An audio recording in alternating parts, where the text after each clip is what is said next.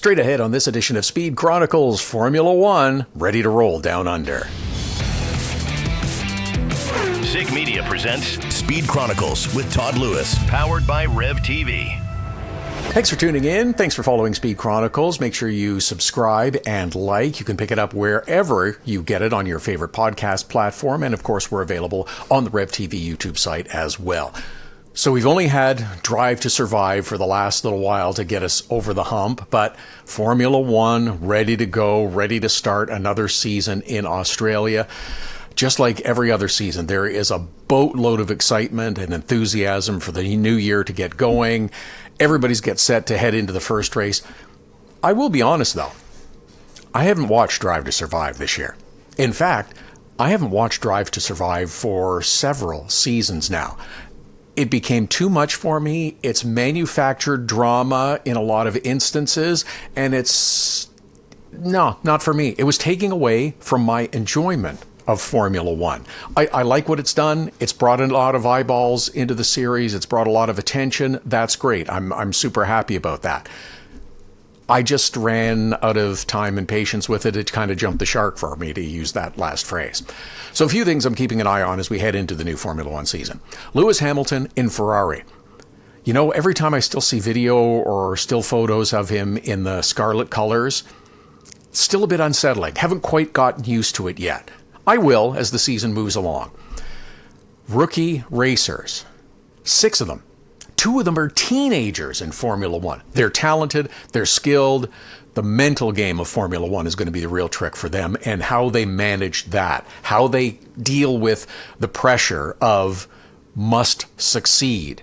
Now, the level of success is going to be different for each of them, but that's the big test for all of these youngsters. Kimi Antonelli at Mercedes, Liam Lawson at Red Bull, they have the biggest focus, of course, because they are on prominent teams. They have good cars. What do they do with them? Inevitably, there will be rookie mistakes, too. Hopefully not that many. We'll follow it closely. It's going to be interesting to see how they manage this. How does the McLaren tandem of Lando Norris and Oscar Piastri fare? They picked up the Constructors' title in 2024. Can they get a driver's title to go along with it? Who is going to get the driver's title if it's going to be a McLaren driver?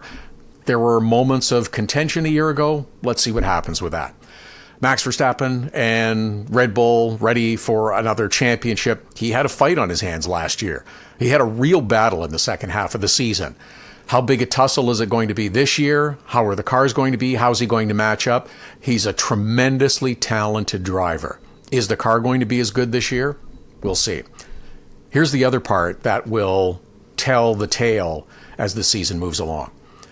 24 race weekends. Okay, we're in the middle of March. There are 24 race weekends between now and the first week of December. That is a grueling schedule. We talk about it with NASCAR in that they go 35 weekends in a row. It is hard. This is, of course, international travel, changing countries, changing continents, changing time zones. It's huge. They build in breaks. I'm sure that helps, but it's an exhausting season. It was announced last week, Cadillac has passed the final hurdle. They will officially begin competition in 2026. It's good. It's exciting. An 11th team coming into the grid. I think it's great. Speculation about who's going to drive is going crazy right about now. There is the Colton Herta, the IndyCar driver for Andretti Global. Is he going to be in the mix? Doesn't have a super license yet. Still apparently hasn't qualified to get enough points. Maybe he's in the mix. I don't know. There's lots of names being suggested and considered. Valtteri Bottas and other drivers as well. I hate to mention it, but there's a suggestion of Daniel Ricciardo, and I think that would be a huge mistake. I go with an experienced driver, someone who has Formula One race experience. I'd also choose a young driver.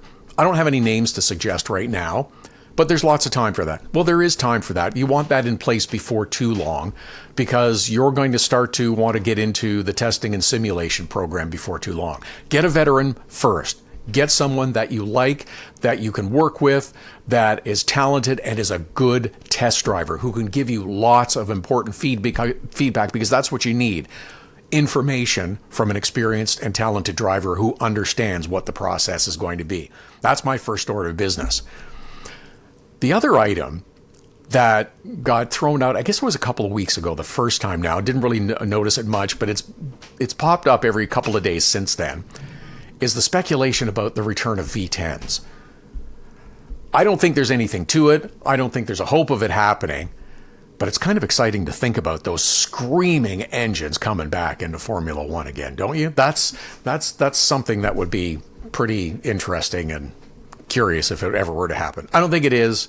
Let's just move along. Okay, NASCAR. Apparently, you can only win cup races if your name is Christopher Bell this year. What a start to the season. 3 of the first 4, 3 in a row. That is impressive.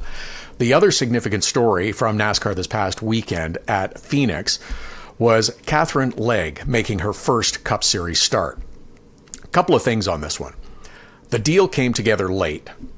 It is not a big team. It is not a front-running team by any stretch of the imagination.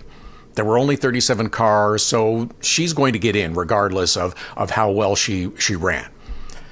I think Catherine is a talented driver. I've interacted with her some over the years, mostly in sports cars, but back in IndyCar or Champ cars as well. She has tried just about everything. Good for her. She has worked to increase the role of women in motorsports. That is good. She's had success in different series. And she's worked hard to make opportunities happen, and good for her. I will never be critical of a racer that works hard for an opportunity and gets to cash a check for driving. It's a tough business. This endeavor, though, seemed like it had little to no chance of success. And I guess what would a successful weekend have been? Probably run the whole race, finish the race, however many laps that is. She would have gone laps down. It didn't happen. It didn't come close to happening, and that's unfortunate. She is an inexperienced driver when it comes to stock cars and NASCAR Cup Series. She's an inexperienced driver. It's not a good team. It's like they were destined to have an early day.